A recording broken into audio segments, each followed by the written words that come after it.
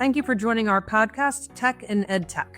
So today I am joined by Christine Lucer, where she's Senior Director at Solution Design, Minerva Project. Thanks, Kathy. It's really wonderful to get a chance to speak with you. All right. So Christine, can you share your journey from neuroscience and academia to leading the curriculum development at Minerva? Yeah, I'd love to. So I was a very traditional academic and went straight from my undergrad degree to PhD in cognitive neuroscience. I did a postdoc at Harvard Business School and taught in the Harvard Psych Department for a year. Then I met some, as I will say, wonderfully endearing, crazy people who were going to reinvent liberal arts education and really think about how to build a new university from the ground up. And that was 10 years ago, and I've been there ever since. Wow. So that leads me to my next question of what makes Minerva's approach to higher education distinct from traditional universities? The thing that really captured my attention at the beginning was that there was an understanding that higher ed was at a point in time where it wasn't in line with the way that the world operated anymore. It has gotten very siloed. It has gotten very gig economy at most universities. Faculty have a lot of academic freedom, which is great for the kinds of research and teaching that they want to do. But it means that there's less of a coherent model of an institution working together towards student success. So as a cognitive neuroscientist, one of my passions is helping people learn the way that the brain learns. And we often don't teach that way at all. If you knew everything about the way that the brain learned and said, hey, let's just do the opposite, that's what a classroom would look like in a lot of cases, where there's someone standing at the front telling you information and expecting you to memorize it and regurgitate it later. Yes. And what drew me to Minerva was this idea that we want to give people practice with skills that will help them do stuff outside of the classroom. The classroom is only a vehicle for making sure that people can contribute to the world. Can you give me an example of what you mean by that?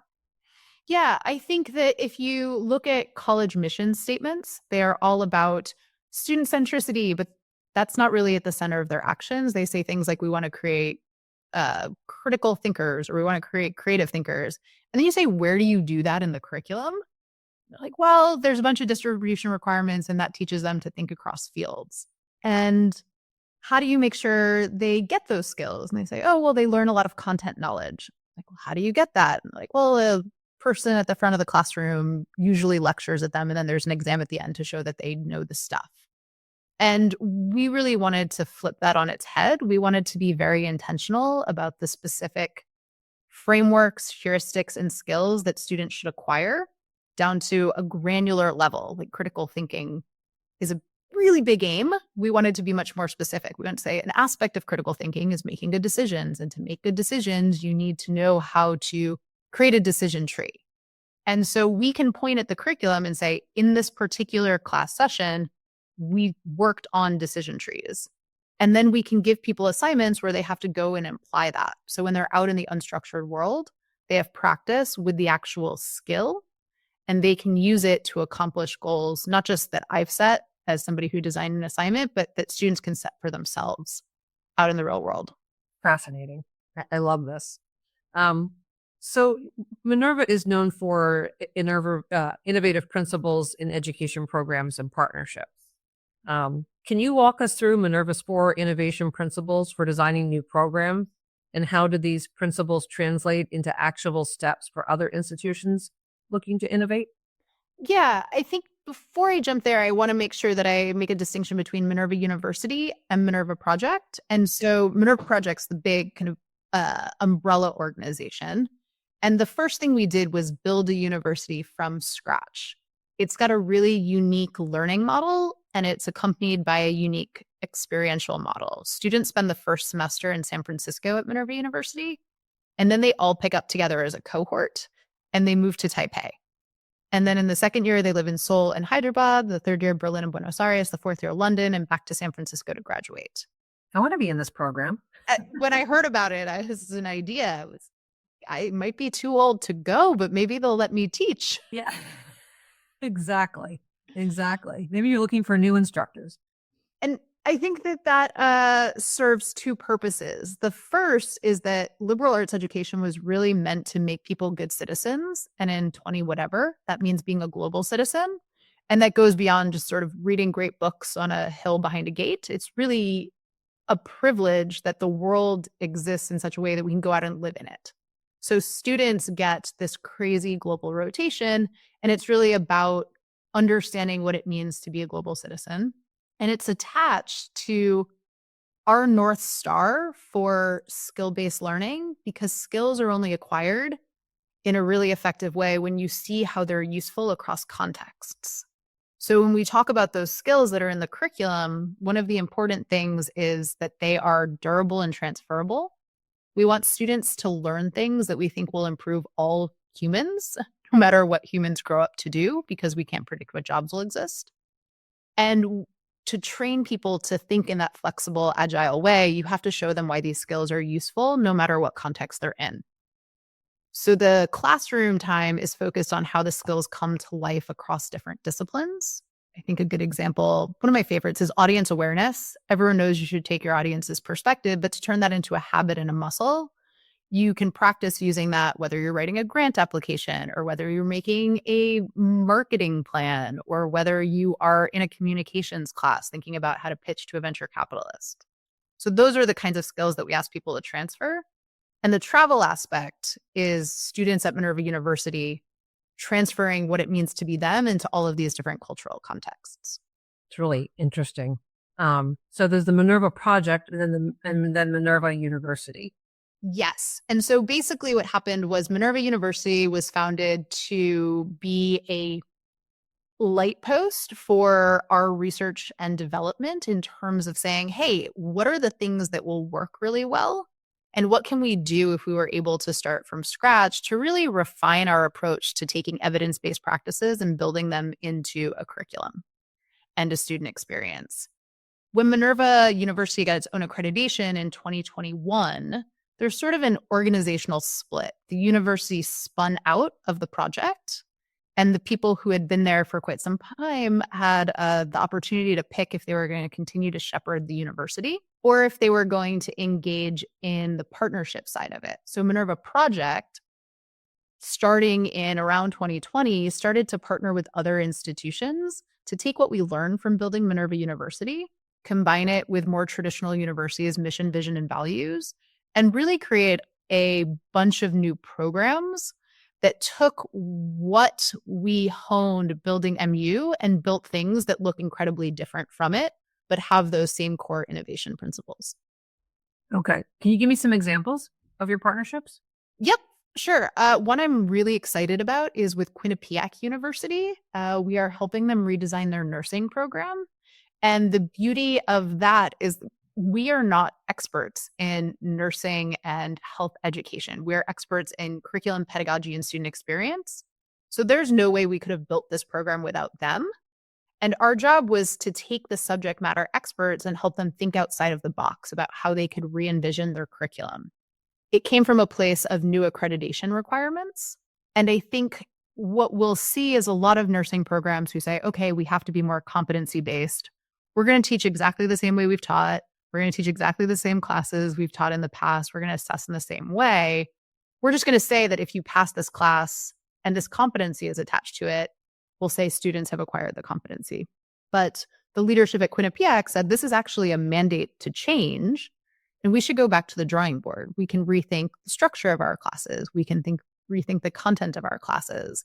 And so we really facilitated the design process for them to think through how to take these accreditation competencies at a really granular level and build a curriculum bespoke for the kinds of outcomes that they expect students to see. That is just fascinating and sounds like a tremendous amount of work. It's not easy. It is fun and it is engaging, but it does take time. And it's not at the level of curriculum. It's really at the level of change management.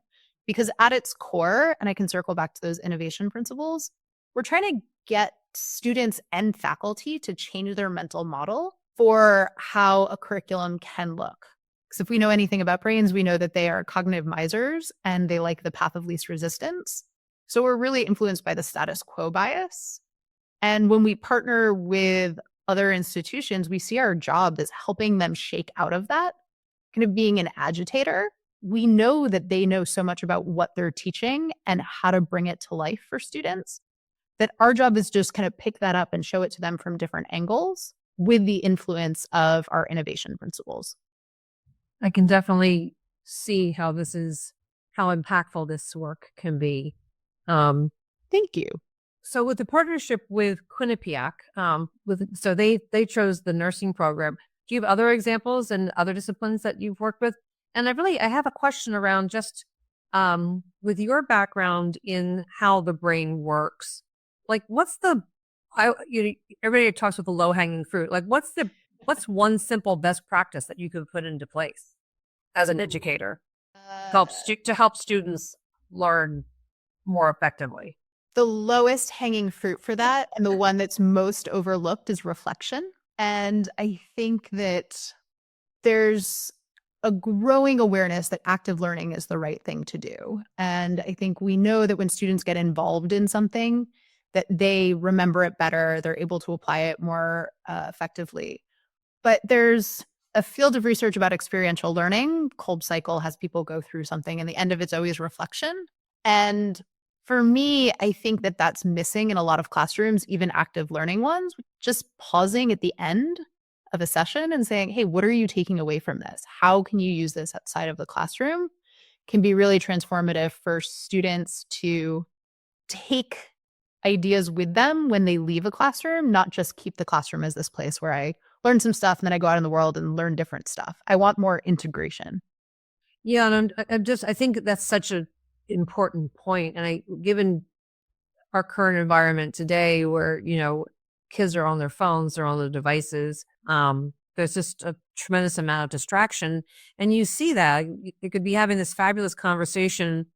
If they're, I don't know, psychology, they walk out of that classroom and they start talking about anything else, but besides what was covered in that class and during that discussion, or that interaction in that classroom, and then how do they? At what point do they allow themselves time to reflect on what It's a really great question, and it's hard to answer for everyone. But what I love about having faculty think about what those questions could be to help those students reflect, they also have to reflect on their own teaching practices. They have to say, wait, what is the right answer? What did I tell these students that's going to go out and serve them in the real world? And maybe a psychology class is pretty straightforward. Imagine it's about decision making. To see an application there. But even things that feel a little bit further away, computer coding. Not going to go code when I'm hanging out with my friends necessarily, but there's a granular skill in coding well. Maybe we'll call it algorithmic thinking. It's like, if this, then that. Here's a loop that I can recognize. I want to accomplish this goal, so I'm going to backwards plan from it. And that approach, I think we often see ourselves as experts, but it's not foregrounded for students. So they don't get the benefit of wisdom that we have as adults, where we've seen these things in lots of different contexts over time. And my goal at Minerva is to help faculty highlight that for students so that there is this dissolution of the idea that we only learn in classrooms. I think that's a really critical point. Like, as a subject matter expert, I've been in my field for a long time. You get comfortable in being the expert. And for somebody to challenge that or question that, how do you have to be open to accepting that, right? That feedback, that input, to become even better in your space, in what you do. So I really appreciate that differentiation on reflection. That's a really beautiful insight. And I think one of the things that it triggered in my mind as I was listening to you explain it is that all of the things that we know as experts are why we're invited to teach a class or manage people or give a talk. And I think that makes us feel like our job is to show how expert we are. But we really need to meet students where they're at, one. And two, we need to remember that giving them content, and oftentimes it comes through a fire hose because we're so expert, is not the purpose. The purpose is not to give them information. It's to help them understand things. And they can't do that if we've oversaturated them So I always try to get people to distill ruthlessly when they're thinking about the learning outcomes that they actually want students to achieve. What are the things you want them to be able to do outside of the classroom? And that can really help faculty think through, oh, am I trying to do too much? And it's not that we're trying to make classes easier, we're trying to make them more effective. Focus on really hard things, but focus on the distillation of the most important hard things. Absolutely. So I love this conversation. I'm I've had a great time too. I was a liberal arts major, so you had me at liberal arts. Um, we were talking before we kind of went off of this tangent about how Minerva has evolved since its accreditation and working in partnership with other institutions. You had mentioned Quinnipiac. Can you expand on some others? Yeah, we have a couple of different partnerships all around the world. There's probably 25 at this point that are active right now. We're working on a general studies program with the University of Tokyo that's really exciting in terms of a liberal arts core. The goal is to give people those durable, transferable skills in a really active environment and then scaffold them throughout their upper level courses. University of Miami was an interesting example. We started from scratch with a group of innovation fellows. These were faculty members who were chosen explicitly to shepherd change into Miami's new century. And we built a degree program that's 3 years long in innovation, technology, and design. And we designed that with these faculty members in about 6 weeks. Took a little bit longer than that to get it through Faculty Senate, but we'll have our first graduates from that class this May. And I'm just so excited to see what they'll do because the curriculum is very hands-on. It's practical in terms of being really workforce integrated. So from the very first day, they have a employer partner who is in this class with them saying, hey, here's a challenge. And you're going to take these classes and you're going to learn these skills, but I want you to think about how they apply to this particular problem.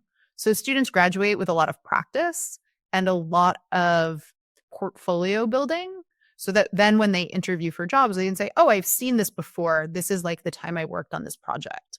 And I think Practical, right? Like yeah. Say it again. Very practical. Yes, I think practical is a tricky word for me because I don't think we should design education to train workforce cogs. But I do think we have to be really honest that they're durable, transferable skills that help people get stuff done in the world. And the university should own that. It shouldn't just be narrowly focused on an esoteric area of neuroscience, no matter how much I personally love the brain. I'm not training neuroscientists when I'm working with undergraduates who are in degree programs. I'm trying to train people who are going to go out and accomplish stuff in the world that I can't even predict.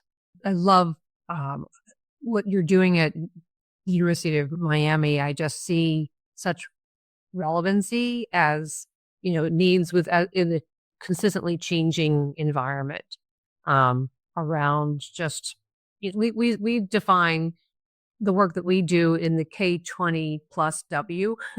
Yep. Right. So, but really focused, I think everyone right now is just focused on ensuring that education is giving students, and I use those words really chosen very carefully because anybody can be a student, right? And anybody can be educated at any point. So it's this continuous learning that's going on, and the thought that's behind what the Minerva Project is doing in collaboration with the University of Miami. I'll be really interested to see how this goes. Us too. Early indicators are strong. Minerva University grads are probably our longest standing group of people that we have proof points about, quote unquote, and they're all just doing such fantastic things.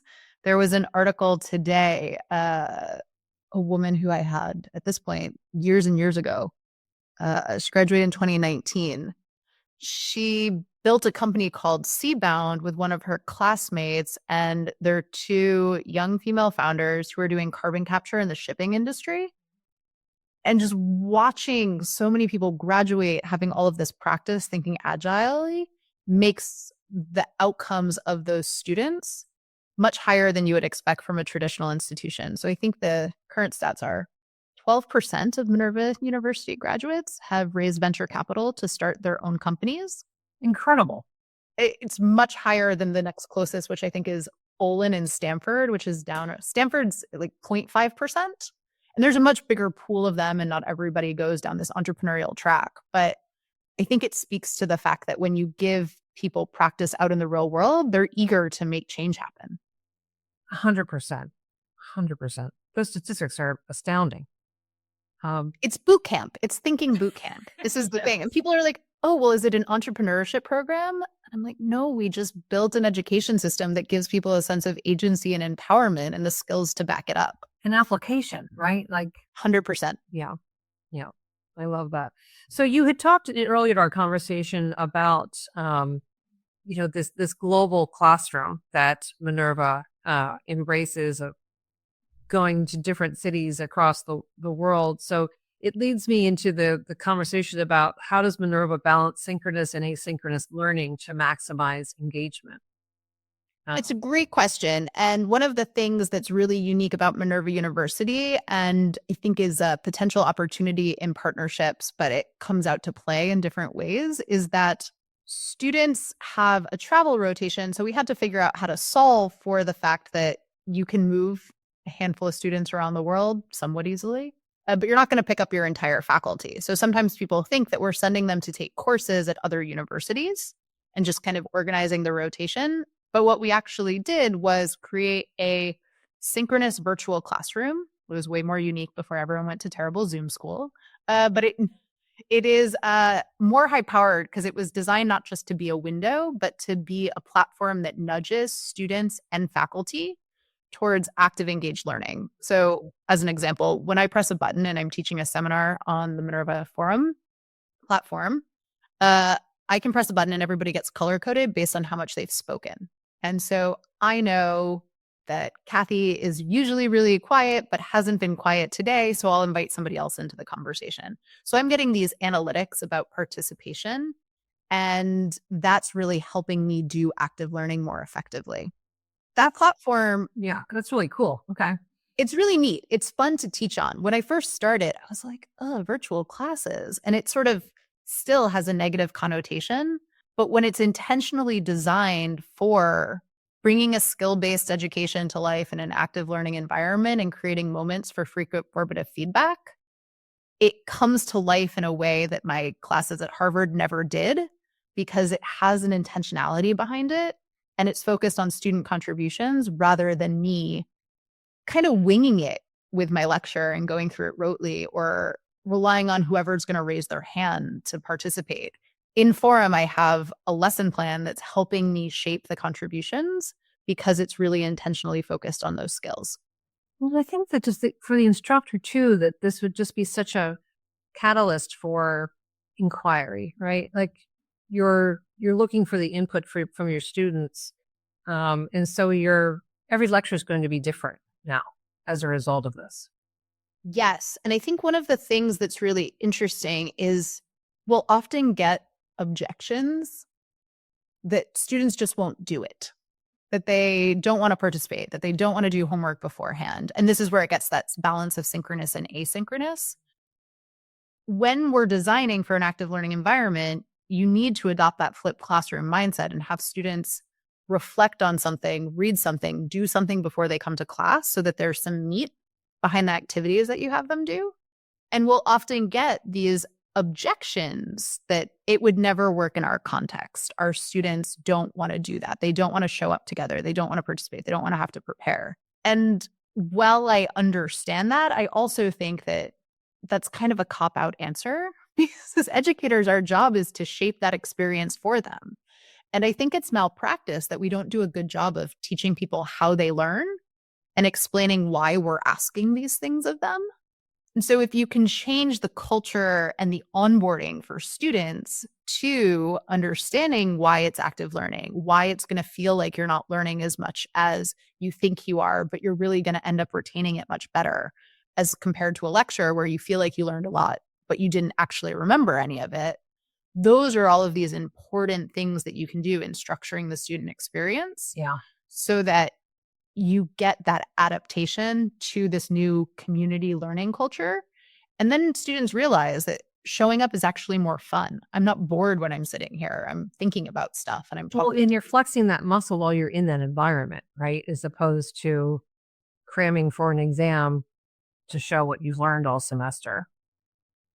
100%. And this is where, when you show up on the job, no one's waiting for you to take the test. Right. Every day. Every day is the test. It is just constant learning, constant demonstration, and constant interaction. And I think And constant inquiry. it should be.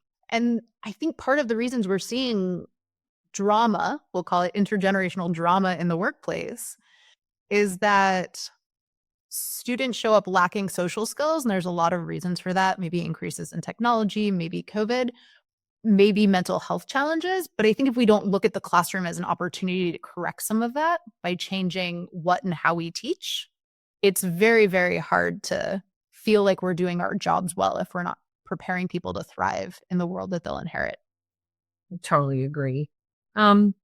What can traditional universities learn from Minerva's focus on active friction-filled learning experiences? And pretty much back to what you've been talking about during this time. Yeah, I love the idea of friction. Just as a social scientist, I think that we often try to create products that reduce friction.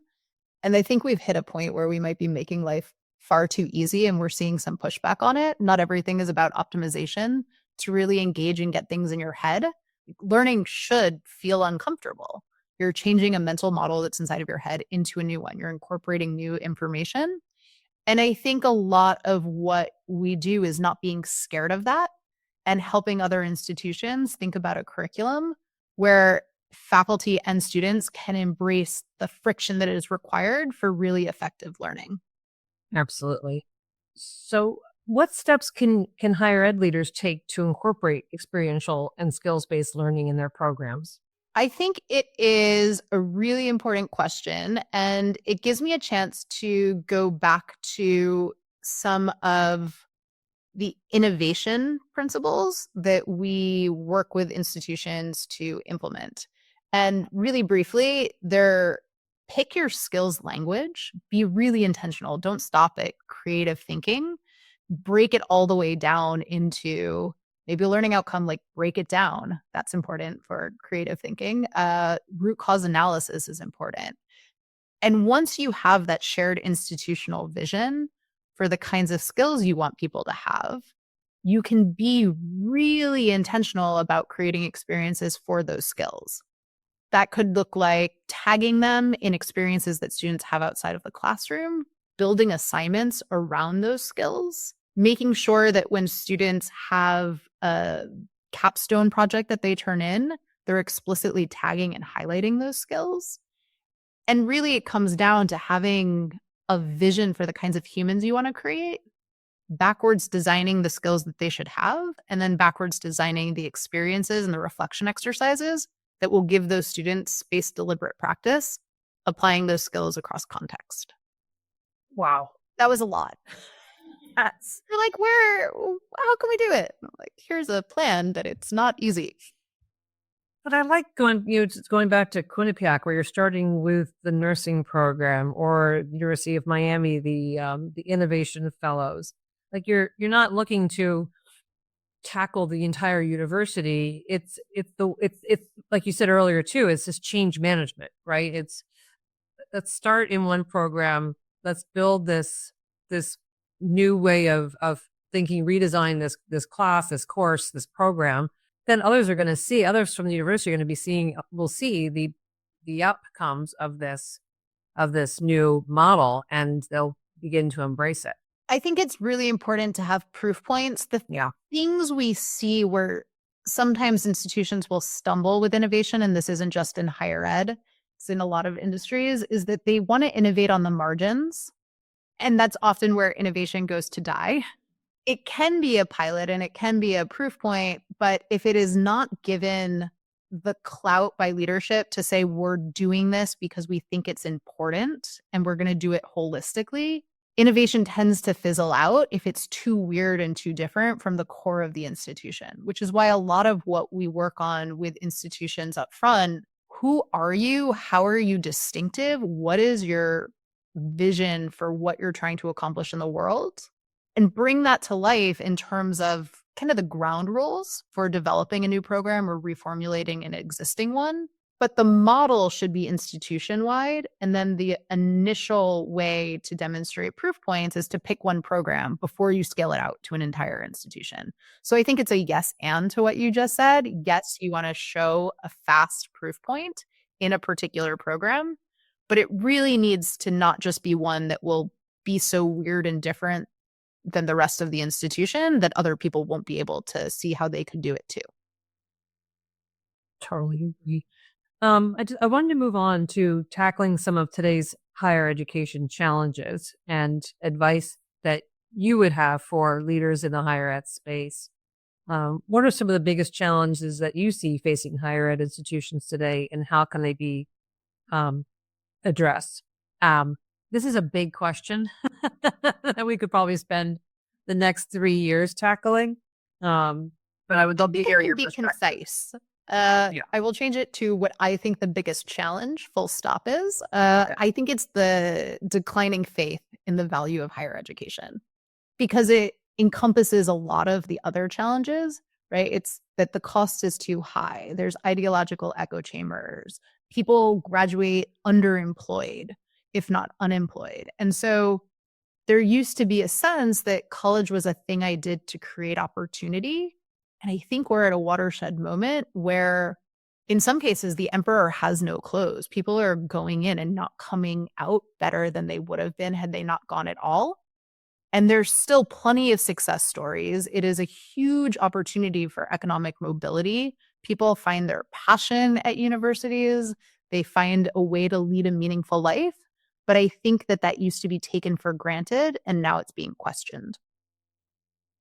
Yeah, I think you've hit on the just this overall overarching issue facing higher education today.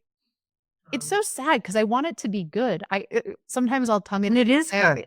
I'm trying to save college because I think it is this really wonderful institution that should be able to embrace lifelong learning. But if we're not being student centric and we're not being sensitive to the demands of the outside world, I think we've created a lot of silos, and it is time intensive and it is expensive. And that means it should provide value, not just monetary, but really making people good citizens who can engage in civic discourse, civil discourse, and give back.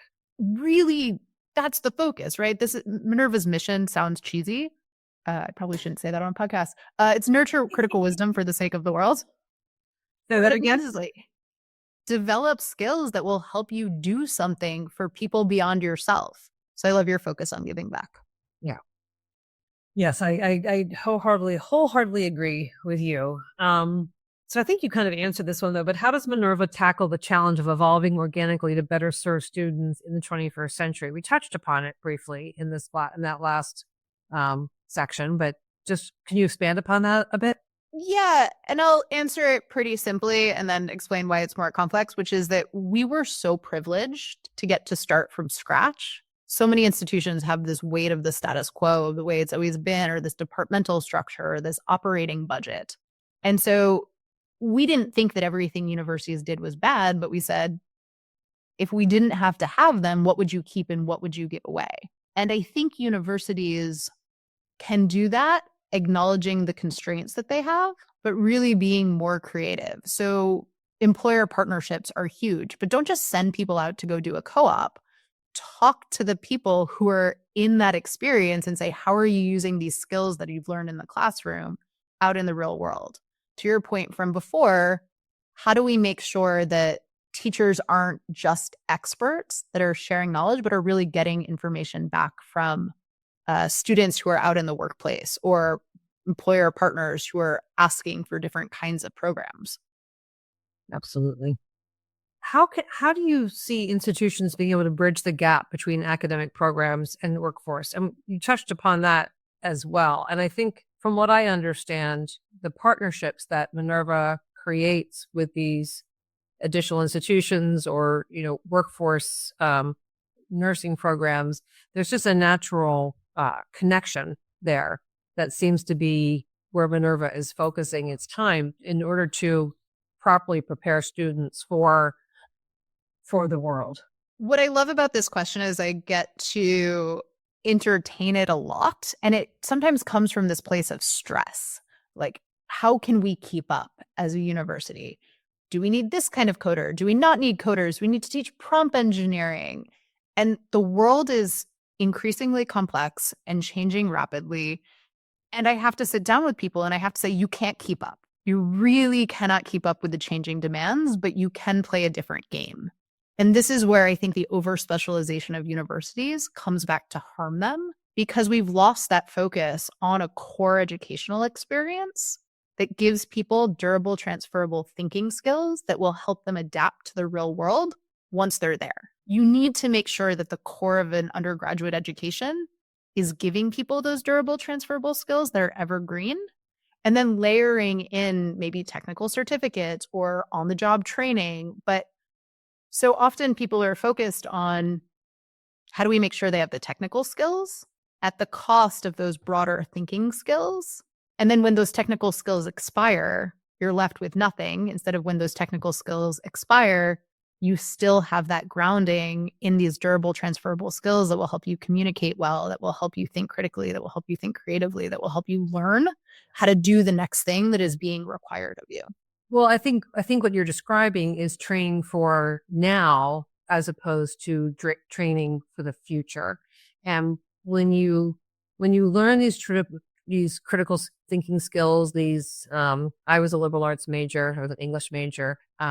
I credit that to my ability to be transformative in my space for, and longevity is I can look at relevancy, right? And then figure out where do I fit in this space, as opposed to, oh, they don't code anymore, so I can't do that. I have to retrain myself. But a career is a constant retraining, right? It totally is. And what I love about your particular example is that it's almost flying in the face of what we're seeing with schools saying like, well, no one's enrolling in humanities programs, so let's cut arts or something like that. And it's devastating because that is where a lot of these soft skills can come out. And I hate that term because it makes people think that they're not important or they're easy when they really are quite difficult, which is why we call them durable and transferable. But it's also on the responsibility of schools to communicate that to students. Students should be enrolling in these courses because they see their relevance, not fleeing from them because we never explained that it might not help you get your first job, but it will help you get your fifth. Yeah. And if we're going to say it's not going to help you get your first job, we also have to then say, and here's what will. So this is how we put it together in a coherent student experience. And it's a balance. Yeah. I love that. So if you were advising a university looking to overhaul its curriculum, where would you suggest they start? You had the answer to this a couple questions ago when you said it really is change management. And I think you have to start with culture before you can touch curricula. Curricula is a reflection of the decisions that universities have made over time, codified into what we say we expect of students. And if you haven't changed the mindset of your faculty to be open and innovative to really saying, how can we create a curriculum that will prepare people, you're not going to get anywhere with a gen ed committee. You're not going to get anywhere with a new program development if people are just trying to do more of what was already there before.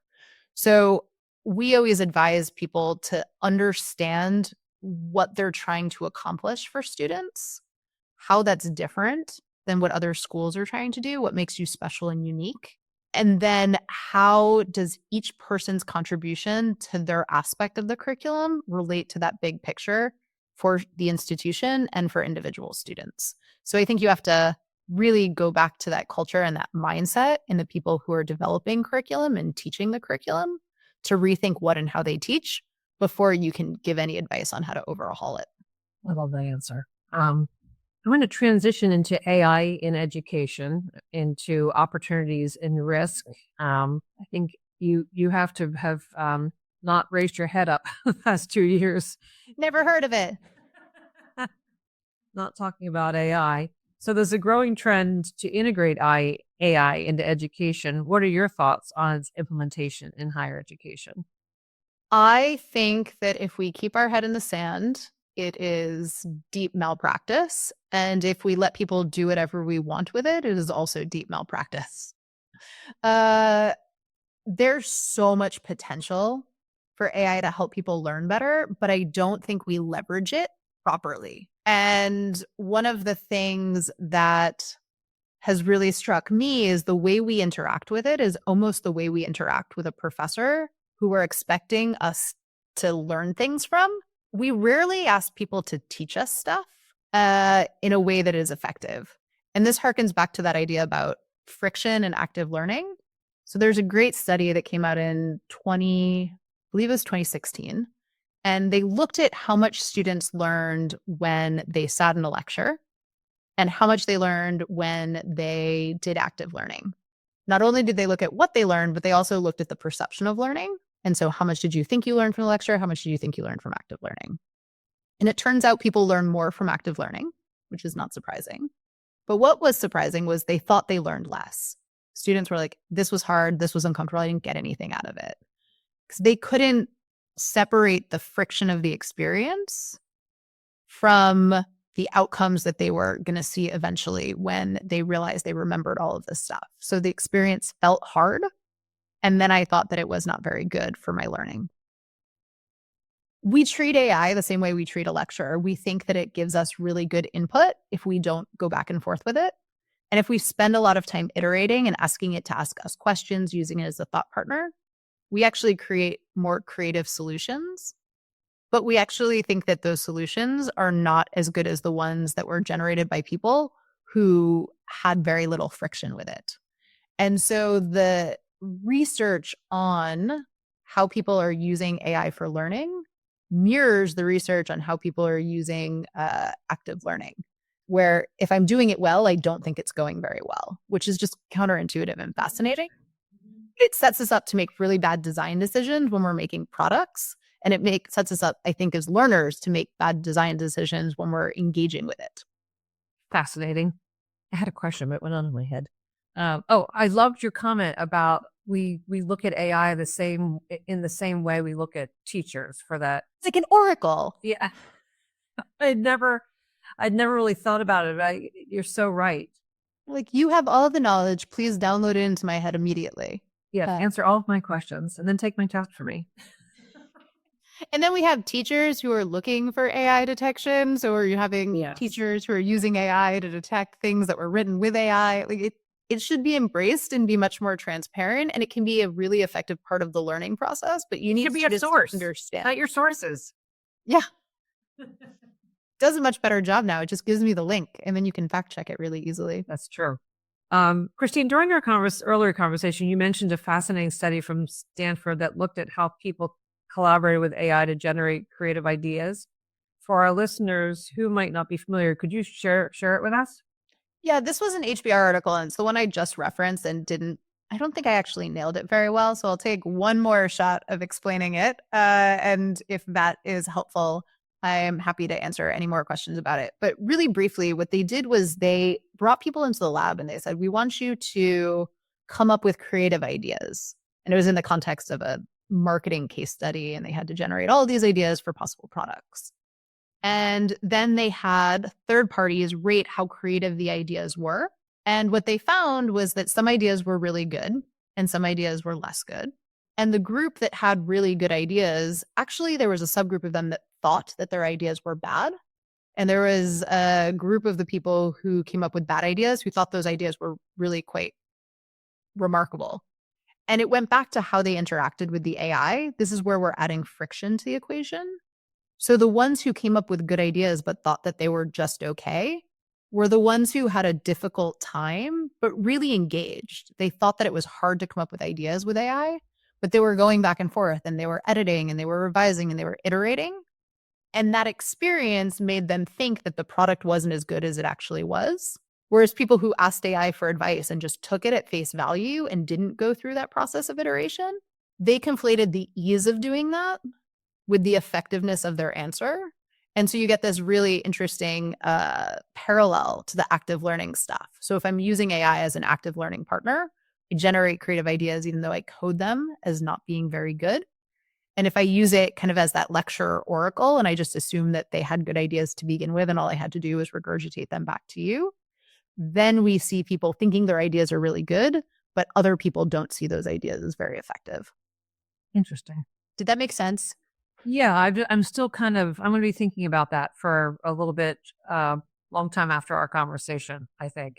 I It's think the really, trick is yeah, when you go back and forth with a person or an AI tool, it feels like there's friction there. And then I'm slightly less confident that this is a good answer, but it really is because good ideas are a product of iteration. And if I have no friction, like I'm listening to a teacher tell me things or I'm just taking AI at face value, I think it's a good answer because I didn't have to work very hard for it, even though it's not actually a great one. got it. I need to find some examples for myself. I know I have. Um, Thank you for that. What advice would you give to institutions looking to integrate AI into their classroom or operations? I think there's an important distinction that has to happen, which is, are we trying to use AI to teach people other things? Or are we trying to teach people about AI? Both are important. And I think I often see conversations happening where it feels like people are confusing those two things. And so that's the first one. Be really clear about what you mean by integrating AI and figure out what you're using it for. So many products are coming out now that feel like things which people created because they're cool and now they're a tool in search of a problem instead of being really intentional about, oh, I want to create more student engagement. How can I use AI to do that? Or, oh, I want to reduce attrition. How can I use AI to track engagement so that then we can have early warning signals? I worry a little bit that we're just throwing AI into everything, even where it's not useful. So the advice is just go back to purpose and backwards design. I think that's really good advice. Just to conclude our conversation around AI in education, what should educators and ed tech companies keep in mind to use AI intentionally and effectively? I think that backwards design is the answer. Yeah, start with a problem. It feels so cheesy to say that. I teach marketing and branding classes now, and it's the reason we have to keep telling people that is because people keep creating products that are not solving a problem. They're cool and they're interesting, but they're not going to catch on or have the impact that you hope they do if you don't know what their goal is. So start with a problem, work backwards. I think that's really good advice. And speaking of advice, as we wrap up our podcast today, just looking for your advice and your future outlook, clear calls to action about what's your vision for the future of Minerva and how do you hope to continue driving change in global education? I think what education needs more of is unique models. And the thing that I really love about Minerva is every time we work with an institution to build a new program or rethink an existing one or even build institutions from scratch, they all look different. They can share innovation principles. You can say, how do we build an experience around skills? How do we build an experience around active pedagogy? How do we build frequent formative feedback so students have lots of input into how they're developing over time? But with those as a baseline, you can do so many different things. And one of the challenges in higher education is that we've kind of created a copycat machine where we're all using the same criteria for rankings, which means that everyone's trying to look like the schools that have a lot of brand prestige. And what I hope happens is that people are more focused on the unique experience and the value they can get from a particular school rather than saying, well, this is the best one, quote unquote, that I got into. I want learners to be able to say, this is the best school for me. So that's why I'm going there. Very good. For those hesitant about change, what's one small step they can take today to modernize their institutions? It's a really good question. I think that the step you have to take before you can even think about change is saying, why are we changing? Yeah. Most people are hesitant to change because they don't want to be changed by the outside world. There's this really lovely quote in a book called The Fifth Discipline, The Art and Science of a Learning Organization, where he quotes one of the people in his workshop, Peter Senge, and she says, it's not that people don't like change, it's that people don't like being changed. And I think that that's really important for institutions that are worried about the changing world. They need to not do it in reaction to. They need to do it because they're trying to proactively manage the change. It's a very clear distinction. So, parting thoughts on the future of higher education over the next decade, which is a long time and a lot's going to change. Like, I don't know about next week. Like, maybe tomorrow. You'll see. Next decade. It feels a little trite. Everyone's talking about this. It will be lifelong learning. It will be K to gray. It will be this fluid. We work at our institutions and we learn at our schools, and that goes away. And the really interesting stuff will happen when we embrace the idea that life is about learning and that we need to look at higher education as a way to help people do that fluidly over time. The thing that I am most excited to see is who gets it right. And it doesn't have to succeed, but it has to be like big swing and experimentation and a thoughtful implementation so that we can all learn as a field. I think that if you focus on student success and are really intentional about the way you design programs, you will be successful. But really what we need is to get out of this mindset that there's 4 years that are super protected and people come to a campus because it doesn't reflect the reality of the world anymore. And I'm excited to see the new things that people build that help us get out of that outdated perception. I love that. I think that's really great advice. I think that it's very relevant given our current environment, and we are a global force at this point, right? And I think we're all interdependent upon each other. I've really enjoyed this conversation with you, Christine, and I just really appreciate learning about Minerva Project and the work that you do. It has been really lovely to speak with you, Kathy. These were great questions, and I very much enjoyed getting to go back and forth with you about them. Thank you. Happy New Year. Happy New Year. We'll talk soon. Take care. Bye.